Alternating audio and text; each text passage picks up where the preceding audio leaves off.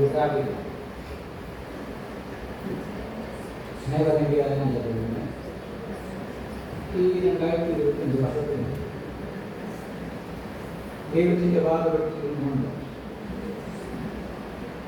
ആ കാൽവെക്രോസിലേക്ക് നോക്കുവാൻ, ആ കാൽവെക്രോസിൽ തമ്പുരാൻ തോന്നിപ്പിക്കുന്നുണ്ട്. പറഞ്ഞതായിട്ടുള്ള മൊഴികളെ ധ്യാനിക്കുവാനും നമ്മുടെ ജീവിതത്തിൽ ദൈവം ഒരവസരം കൊടുത്താണല്ലോ എന്ന് പറയുന്നു. ദൈവമായ കർത്താവേ, വചനം പറയുന്ന അടിയൻ ഈ വചനം പറയുന്നതുകൊണ്ട് എന്നെ കൂടുതൽ ശിക്ഷ ലഭിക്കും. കാരണം ദൈവമേ, കേൾക്കുന്ന മക്കൾക്ക് ഇത് കേട്ടിട്ട് അങ്ങയുടെ കൽപ്പനകൾ വചനങ്ങൾ കേട്ടിട്ട് ദൈവസന്നിധിയിൽ പിന്മാറുവാൻ അനുവദിക്കും. ഞങ്ങൾ എല്ലാവരും ആ സ്വർഗീയ ഭവനത്തിലെത്തുവാണ്. അവിടുത്തെ വലിയ കരുണയും കാവലും ഞങ്ങൾ സൂക്ഷിക്കണം. യേശുവിൻ്റെ നാമത്തിൽ തന്നെ.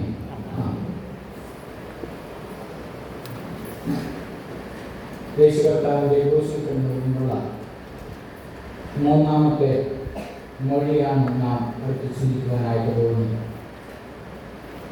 വിശുദ്ധ യോഹന്നാൻ എഴുതിയ സുവിശേഷം 19-ാം അധ്യായം അതിൻ്റെ 25 മുതൽ 27 വരെയുള്ള വാക്യം എടുത്തവർക്ക് വായിക്കാം. യോഹന്നാന്റെ സുവിശേഷം 19-ാം അധ്യായം 25 മുതൽ 27.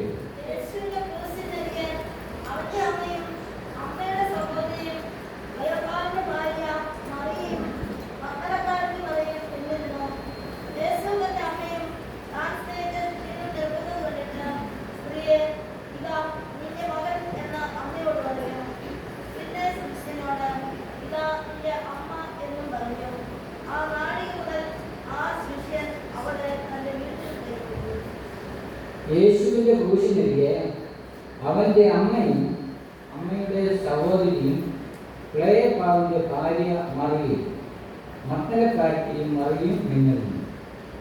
യേശു തൻ്റെ അമ്മയും താൻ സ്നേഹിച്ച ശിഷ്യനും നിൽക്കുന്നത് കണ്ടു. ക്രൂശോട് യേശുവിനോട് ചേർന്ന് നിൽക്കുന്ന ഒരു ചെറിയ കൂട്ടം ജനത്തെയാണ് നാം ഇവിടെ കാണുന്നത്. നിന്ദയുടെയും പരിഹാസത്തിൻ്റെയും വേദനയുടെയും ഭയത്തിൻ്റെയും കഷ്ടത്തിൻ്റെയും നടുവിൽ ആ കാൽവരിയോട് യേശുവിനോട് ചേർന്നിരിക്കുന്ന ഒരു ചെറിയ കൂട്ടം ജനം. ഒരു യഥാർത്ഥ ദൈവ പൈതലിനെ സംബന്ധിച്ച് തൻ്റെ ജീവിതത്തിൻ്റെ ഏത് സാഹചര്യത്തിലും പ്രതിസന്ധിയിലും താൻ പ്രിയം വെച്ച യേശുവിനോട് ക്രൂശോട് ചേർന്ന് നിൽക്കുവാനായിട്ട് കഴിയണം. യേശുവിനോട് അടുത്തു വരികയും എന്നാൽ അവൻ നിങ്ങളോടും അടുത്തു വരും. കഷ്ടങ്ങളിൽ നമുക്ക് ഏറ്റവും അടുത്ത തുണയാണ് യേശു. വചനം പറയുന്നു, പാപം ചെയ്യാതെ നന്മ മാത്രം ചെയ്യുന്ന ഒരു നീതിമാനും ഭൂമിയിൽ ഇല്ല എന്ന്. ദാവീദ് പറയുന്നു, എങ്കിലും അവൻ കരുണയുള്ളവൻ ആകൊണ്ട് നാം അവൻ്റെ അടുക്കൽ കടന്നു ചെല്ലാൻ അവൻ നമ്മെ വിളിക്കുന്നു. ഇതിലൂടെ നാം എന്താണ് മനസ്സിലാക്കുന്നത്? ദൈവത്തെ അറിഞ്ഞവർ, യേശുവിനെ രാജാവായി അംഗീകരിച്ചവർ, അവന് ഓശന പാടിയ നാം, യേശുവിനെ സ്വന്തം രക്ഷിതാവും കർത്താവും രക്ഷകനുമായി അംഗീകരിച്ചവർ, പിതാവിൻ്റെയും പുത്രൻ്റെയും പരിശുദ്ധാത്മാവിൻ്റെയും നാമത്തിൽ മാമോദീസ വെള്ളം തലയിൽ വീണ നാം എല്ലാവരും ദൈവ ആരാധനയ്ക്കും കൂട്ടായ്മയ്ക്കും അവസരം ലഭിക്കുമ്പോഴെല്ലാം ആലയത്തിൽ കൂടി വരണമെന്ന് ദൈവം ഇതിലൂടെ ആഗ്രഹിക്കുന്നു. എന്തിനാണ് നാം ദൈവ ആരാധനയ്ക്ക് കൂടി വരേണ്ടത്? നമ്മുടെ ഭവനത്തിൽ നിന്നും സഭയിൽ നിന്നും ദേശത്തു നിന്നും പലരെയും മരണദൂതൻ പിടിച്ചുകൊണ്ടുപോയപ്പോൾ എൻ്റെയും നിൻ്റെയും ജീവനെ സംഹാരകൻ കാണാതെ ദൈവം മറച്ച് ഇന്നുവരെയും സൂക്ഷിച്ചു നിന്നു. ദിനവും നമ്മെ പോറ്റി ഉലർത്തിയിരുന്നു നന്ദി പറയുവാൻ നാം ആലയത്തോട് ചേർന്ന് നിൽക്കണം. 6 ദിവസം അധ്വാനിച്ച് നിന്റെ വേലയൊക്കെയും ചെയ്യുക. 7-ാം ദിവസം ദൈവത്തിൻ്റെ പാതവെഴുത്തിന്റെ ദൈവാലയത്തിൽ ചേർന്ന് നിൽക്കുവാനായിട്ട് നമുക്ക് തീരുമാനിക്കാം. ദൈവമക്കളെ, നമ്മുടെ എല്ലാം ജീവിതത്തിൽ എന്നും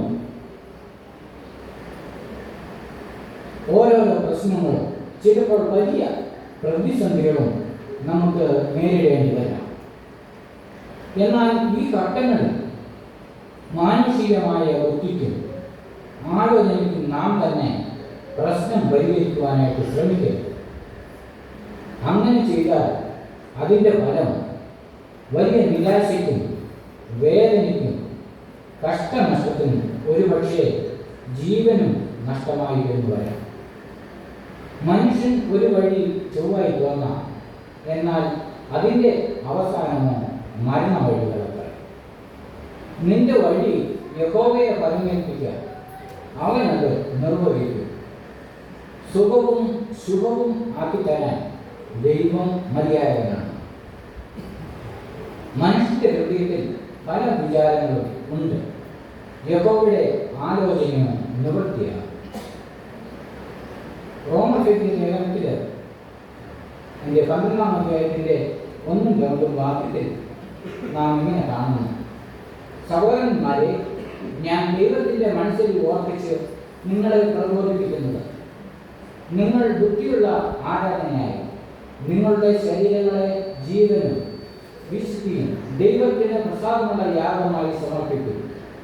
ഈ ലോകത്തിന് അനുരൂപമാകാതെ നല്ലതും പ്രസാദവും പൂർണ്ണതയുമുള്ള ദൈവഹിതം ഇന്നതെന്ന് തിരിച്ചറിയാമെന്ന് മനസ്സുകൂടി രൂപാന്തരപ്പെടുക. ദൈവമക്കളെ, നമ്മുടെ മനസ്സിനെ ഒതുക്കി ഒരു പുതിയ രൂപാന്തരത്തിൻ്റെ അനുഭവത്തിൽ നമുക്ക് ജീവിക്കാം. രണ്ടാമതായിട്ട് നാം ഇവിടെ കാണുന്നു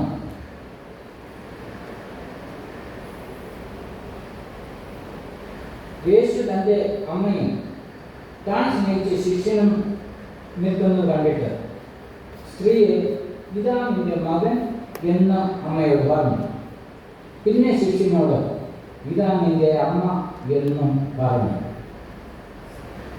ദൈവത്തിന് ഏറ്റവും പ്രിയമുള്ളവരെ അവൻ വേർതിരിച്ച് വേർതിരിക്കുന്നതായിട്ട് കാണുന്നു. ശലോമോൻ പറയുന്നു, മനുഷ്യന്റെ വഴി യഹോവയുടെ ദൃഷ്ടിയിൽ ഇരിക്കുന്നു, അവന്റെ നടപ്പൊക്കെയും അവൻ തൂക്കി നോക്കും. മനുഷ്യന്റെ ഹൃദയത്തെ തൂക്കി നോക്കി വേർതിരിക്കുന്ന എന്റെയും നിങ്ങളുടെയും ദൈവം. മനുഷ്യൻ തൻ്റെ കണ്ണുകൊണ്ട് നോക്കുന്നത് കാണുന്നു, യഹോവയോ ഹൃദയത്തെ നോക്കുന്നു. അവനവൻ ശരീരത്തിൽ ഇരിക്കുമ്പോൾ ചെയ്തത് നല്ലതാകും തീയതാകും അതിന് തക്കതായ നല്ല ഫലത്തെ ശേഖരിക്കുന്ന ദൈവം. അതെ, നേരുള്ളവർ ദൈവത്തിൻ്റെ സന്നിധിയിൽ വസിക്കും. ദുഷ്ടന്മാരുടെ ആലോചന പ്രകാരം നടക്കാതെ, പാപികളുടെ വഴിയിൽ നിൽക്കാതെ, പരിഹാസികളുടെ ഇരിപ്പിടത്തിൽ ഇരിക്കുന്നവരെ ദൈവത്തിനായി വേർതിരിക്കും. ഈ ചെറിയൊന്നിൽ ഒരുത്തിനെ ചെയ്തതല്ല എനിക്കാണ് ചെയ്തത് എന്ന് ദൈവം പറയും. ധൂർത്ത പുത്രന്റെ ഏറ്റുപറച്ചിനോട് നമുക്ക് ഏകീഭവിക്കാം. അപ്പം സ്വർഗത്തോടും നിന്നോടും പാപം ചെയ്തത്, ഇനി നിന്റെ മകൻ എന്ന പേരിന് ഞാൻ യോഗ്യനല്ല എന്ന് നമുക്കും പറയാം. ലംഘനം മറയ്ക്കുന്ന മനുഷ്യന് വരികയില്ല. അവ ഏറ്റുപറയുന്ന ദൈവത്തിൻ്റെ കരുണ ലഭിക്കുന്നു.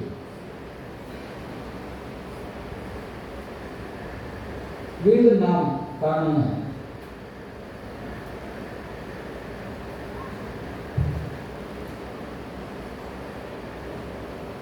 ആ നാഴിക മുതൽ ആ ശിഷ്യൻ അവളെ തൻ്റെ വീട്ടിൽ കൈക്കൊണ്ടു. വേർതിരിക്കുന്നവരെ സ്വർഗത്തിന്റെ അവകാശികളാക്കുന്നത്. ഒരുങ്ങിയിരുന്നവർ മണവാളനോടുകൂടെ കല്യാണശാലയിൽ പ്രവേശിച്ചു. മണവാളൻ വാതിലടച്ചു മണവാളനോടുകൂടെ വാഴുന്നതിന് വേണ്ടി. ഇരിക്കുന്നവനും വരുന്നവനുമായ സർവശക്തിയുള്ള കർത്താവായ ദൈവം പരിശുദ്ധൻ പരിശുദ്ധൻ പരിശുദ്ധൻ എന്ന് രാപ്പകൽ വിശ്രമം കൂടാതെ ആരാധിക്കാൻ, നിത്യതയിൽ യേശുവിനോടുകൂടെ വാഴാൻ ദൈവം തിരഞ്ഞെടുക്കുന്നവർക്ക് അവസരം ലഭിക്കുന്നു. ഞാൻ വാതിൽ നിന്ന് മുട്ടുന്നു. ആരെങ്കിലും എൻ്റെ ശബ്ദം കേട്ട് വാതിൽ തുറന്നാൽ ഞാൻ അകത്ത് ചെന്ന് അവനോടും അവൻ എന്നോടും കൂടെ അത്താഴം കഴിക്കുന്ന ആ ഒരു ദിനം. അങ്ങനെ നിങ്ങൾ നനയ്ക്കാത്ത നാഴികയിൽ മനുഷ്യപുത്രൻ വരുന്നതുകൊണ്ട് ഒരുങ്ങി ഇരിപ്പിൻ. എൻ്റെ പിതാവിനാൽ അനുഗ്രഹിക്കപ്പെട്ടവരെ വരുവിൻ. ലോകസ്ഥാപനം മുതൽ നിങ്ങൾക്കായി ഒരുക്കിയിരിക്കുന്ന രാജ്യം അവകാശമാക്കിക്കൊള്ളുവിൻ എന്ന വിളി കേൾപ്പാൻ നമുക്ക് ഒരുങ്ങാം. മരണപര്യന്തം വിശ്വസ്തനായിരിക്കാം, എന്നാൽ ജീവന്റെ കിരീടം ഞാൻ നിനക്ക് തരും. ആ നിത്യതയുടെ തുറമുഖത്ത് ചേർക്കുന്ന ഒരു ദിനം. അതിനെ ലക്ഷ്യം വെച്ച് വിശുദ്ധിയോടെ ഓരോ ദിനവും ജീവിക്കാം. എല്ലാത്തിൻ്റെയും സാരം സഭാപ്രസംഗി പറയുന്നു.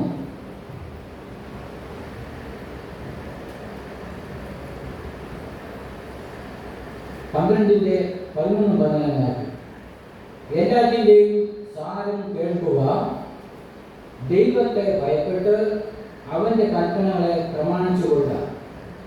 അതാകുന്നു സകല മനുഷ്യർക്കും വേണ്ടുന്നത്. ദൈവം നല്ലതും തീയതുമായ സകല പ്രവൃത്തിയും സകല രഹസ്യങ്ങളുമായി ന്യായവിസ്താരത്തിലേക്ക് വരുത്തുമല്ലോ.